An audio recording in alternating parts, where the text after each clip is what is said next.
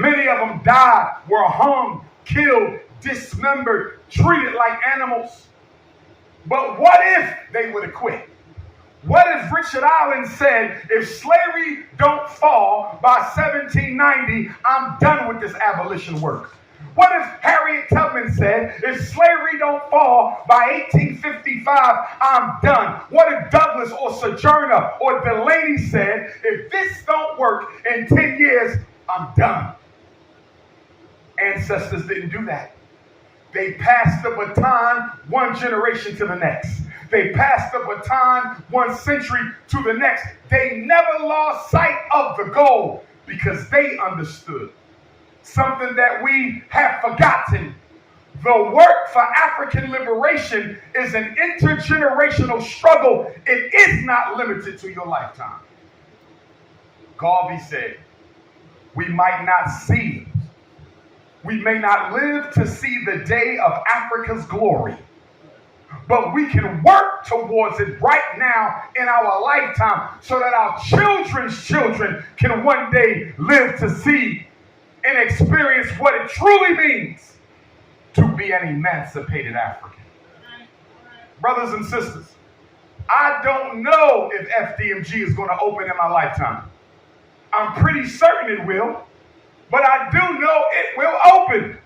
So whether I open it, or whether he opens it, or whether one of the little babies opens it, it will be open because I am just the holder of the baton for right now, and one day I got to pass it on. In education, I tell our black teachers you need more faith to do this work. You're not going to save the minds of black children if you don't have confidence that you can save them. What did Garvey say? Without confidence, you are twice defeated. This is a man who showed up in Harlem, New York without a dollar in his pocket and organized more black people in the world than any black leader since or before.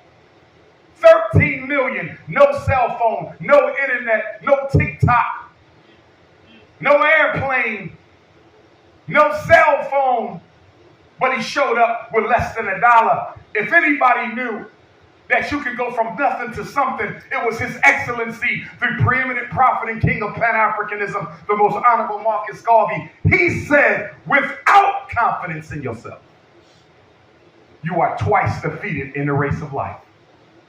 But with confidence, you have won even before you have started. We have to raise our children with confidence, not only as individuals, but as African children. Racial confidence is lacking. Racial ego is lacking. Racial self-esteem is lacking. The only time we get ready to fight somebody is when they disrespect our religion. But when they kill our women on the street, we don't get hype. When they trample over our little babies, we don't get hype.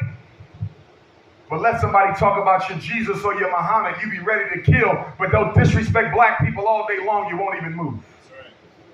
That's right. We don't have a racial ego. Slavery took it.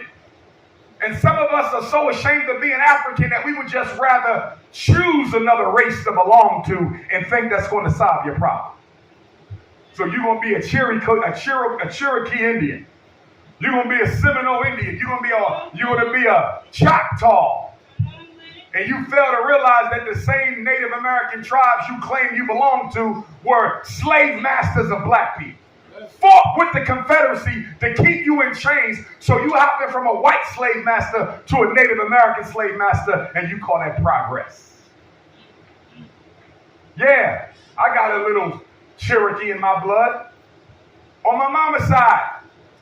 But let me ask you a question. How many European Jews find out they got some African blood and stop being a European Jew?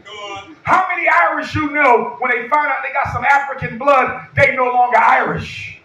Find me a Mexican or an Arab or a Chinese who find out they got a distant ancestor from Africa. Do they stop being Chinese? Do they stop being Korean?